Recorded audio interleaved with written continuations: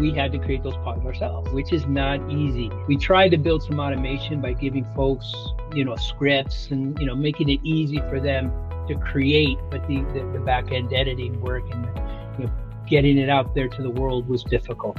Honestly, we didn't consider any other options, because I don't think any other options existed, that do exactly what JellyPod does.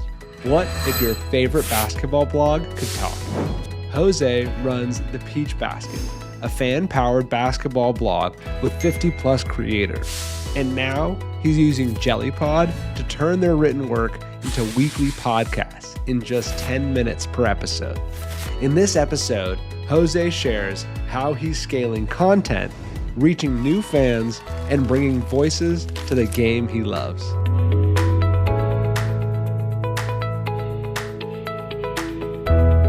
Hi, Jose. Thank you so much for joining, and hi to the audience. Thank you so much for joining as well. So I'm so excited to chat today. We've gone back and forth over support and things like that, and it's really cool what you're making. So I'd love to know more. Could you tell the audience a little bit about yourself? Yeah, no, I appreciate the invitation. I appreciate the question. Thank you. We run a site called thepeachbasket.net for those that are not basketball fans. It's dedicated to basketball because the game of basketball started with a peach basket. So that's where the name originates. And we are a .net, not a .com, because the Peach Basket was the first net. So that's our backstory. I started writing because I enjoy it. I have a full-time job. This is a passion project for me. It grew just, in spite of me, not really knowing what I was doing. And so my job is, what I feel my job is now, we've got about 50 creators. We're creating content that is on par with anything you'll find online, oftentimes better than what you might find online. My job is to get eyes and ears on that content. And that's what I've dedicated myself to doing. Awesome. Well, exciting. I'm a basketball fan. I knew it was a basket. I didn't know it was a peach basket, and I didn't notice the .net, but that's a great touch. I love that. Attention to detail is great. So, I would like to go back to a time, before you knew about JellyPod and sort of the early days. What were you trying to accomplish? What was the project, maybe, right before you wanted to make podcasting, or, at that moment? It's a great question, because we started off as writers. That's what I did. That's where, that's what I've been doing for 10 years. But it became evident pretty quickly that people wanted to listen. They didn't want to read. And so podcasting became something you almost had to do, which isn't a bad thing at all. And so we pivoted and we started doing pods. The goal has always been, and will always be for me, again, to drive people to the site so that the work the creators do is seen and read. That's the goal. So podcast is a tool, right, that we use to facilitate and meet that goal. And before, we had to create those pods ourselves, which is not easy. It's easy. It's talking. It's not difficult, I guess, really. But the work that goes into editing and creating and fine tuning and optimizing and promoting, all of that stuff is difficult and takes a lot of time. And again, I've got a full-time job. This is a passion project, so there's very little time. So finding things to do that are quick, that can scale well, that are automated was key for me. And before, nothing like that existed. So we created our pods on our own.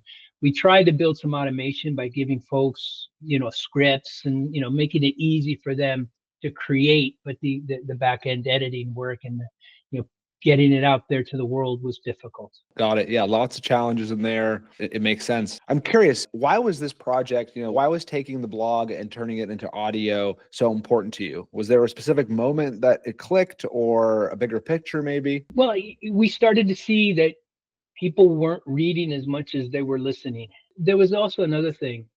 When we reached out to people that were creating great content, these were creators on YouTube, or even just, a podcast that we found, they didn't want to write. Again, don't blame them. I understand it. It's easier to do this than it is sometimes maybe to sit and write.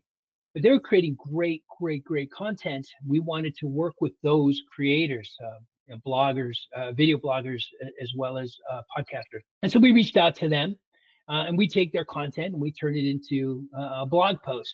But you go back to, the fact that a written article that has great content, might get 100, 150, maybe 200 views. The same content on YouTube or a Spotify podcast is going to get 10 times more than that. We started to see that disparity. So we would take it and we would created is, and we continue to do that. We take video content, audio content, and we repurpose it with their permission into our blog, into our website. But then we wanted something to kind of complete the circle, right? And go back to what we know is kind of, I would say a little bit more popular, and that is the ability to listen to what it is that we've created. And so that's kind of got us to where we are now. That makes total sense. It's funny watching the content journey, unfold and and you taking it one step at a time and saying, all right, well, we should do this next. Okay, well, now we need to do this next. It is cool. So, when you're right up against that decision to make a podcast, or maybe you were already making podcasts, what options were you considering? Were you considering continuing to make, recorded podcasts or something else? Honestly, we didn't consider any other options, because I don't think any other options existed, that do exactly what JellyPod does. I don't know of any, and I haven't looked, and I don't intend to. The only option for us was to continue to create pods on our own, which is great, but again, it doesn't scale well, right? You can't automate that. You're reliant on the other folks to create that content, and then they give it to me to edit, and that just, again, it's not going to scale. I can't do that for 50 creators. There's just no way. So we didn't really look. I wasn't looking for what JellyPod offered. I just happened to stumble into it, and I was floored. I was just amazed by the potential, and I thought, there's no way it does this. There's no way it does what it says it does. I tried it, and it did. That's not true of everything you find online, and so it was really, really incredibly pleasantly surprised to find out. Now, it didn't do everything I needed with the free trial, but you made it very clear to me. You buy, and then you get what you need. We can dive into that if you want. But it did everything I needed it to do. But there were no options that I considered other than what we were already doing, which wasn't going to scale or work well for us. Got it. Well, very awesome. And then you're at that step where you've just got the paid plan. You're thinking about whether or not to continue or not. Were there certain, what were some key outcomes that you were looking for to make sure that we did for this to be a success and a move forward? I'll start at 30,000 and then I'll work my way down. So the big picture was, it's got to be simple, it's got to be automated, and it's got to be scalable. Those three things are really important to me. I don't have time, to do this. I want to grow our site. I want to get people's eyes and ears on it, but I just don't have the time to dedicate to it that I'd like to. So whatever tool I use needs to be simple, needs to be automated, needs to scale. So that's the 30,000 mile view. And JellyPod, check. No problem. Kind of the, level deeper, right? Not quite into the weeds. We needed it to provide an overview, the content that we generate. And so we needed it to do that. I needed it to basically be provided a URL that went to an article that one of our creators wrote, and then write content around it. And I needed that, again, to be simple. And again, check. So it checked all of the big stuff for us: simple, automated, scalable. And then it went into the weeds. And because what we wanted to do was promote our articles.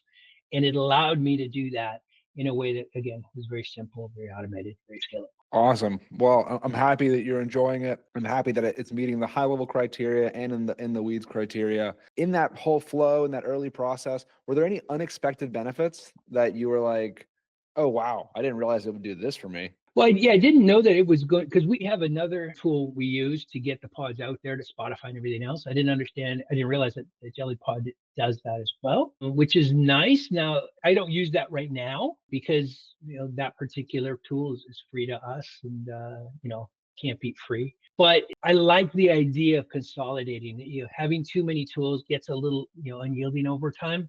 So I definitely see us down the road being able to take advantage of other things that JellyPod offers, that being one of them. That surprised me, because I didn't expect to do more than we needed it to do. This is sort of a thought experiment question, but we love to ask it. If JellyPod were, for whatever reason, was no longer available tomorrow, what would you miss the most? The creation of our pod, which we post every Wednesday or Thursday, right around midweek.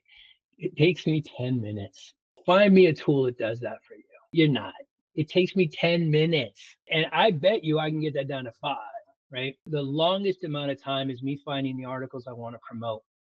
I literally, and I'm not exaggerating, this is literally what I do. I take the URLs, I give the JellyPod, I hit a button. And that's it. All I have to do then is, I'll do a little proofreading, because sometimes, rarely, I've spotted a couple of things that, weren't perfect. It's always minor, but you want to proofread it. And then I create the cover. That's it. From beginning to end, 5 to 10 minutes. That's what I'll miss the most, because I won't be able to recreate that. There's no way. There's nothing else that exists right now. You know, who knows? You know, tomorrow, maybe after we hang up this call, something will exist. But nothing exists now that does that. And that saves me an inordinate amount of time. And now all of a sudden, I've got a pod that's regular, that speaks to our readers, that promotes our content. And, you know, I just reminded, I forgot about this. It does it in my voice, which is something I didn't know JellyPod did. And I didn't want to do that because it's not about me. But, you know, if there's a technology, I'm in the tech industry. That's my day job. I'm going to click it. I'm going to figure it out. I want to play with it. I want to tinker. So I clicked on that. And all of a sudden, this thing is talking like me. It's reading stuff that I've never read. It's saying stuff I've never said. And it blew my mind how cool that was. So we've got two hosts. I'm one, and the other one is somebody I created just by describing who I wanted the person to be, and generated audio that sounds like what I wrote.